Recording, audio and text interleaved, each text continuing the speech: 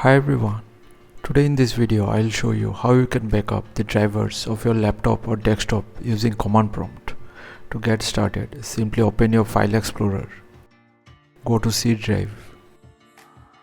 Now here create a new folder and rename it to driver backup. Now right click over the folder and select copy as path.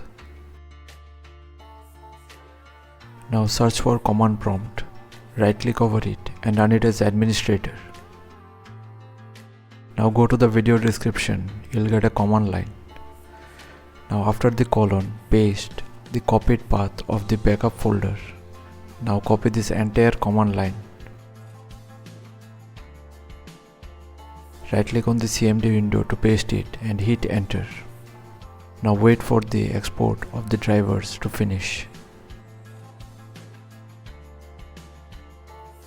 Now once the operation completes successfully, close down the CMD window.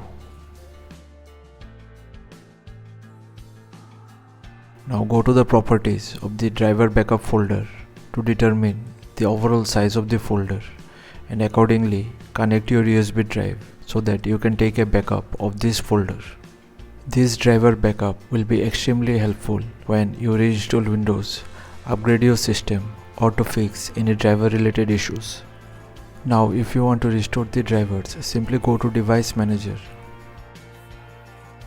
Then right click over the desired hardware and click on update driver. From here, browse and select the driver backup folder from your USB drive and you're good to go. So thanks for watching. Please feel free to subscribe and support the channel if you found the content helpful. Thank you.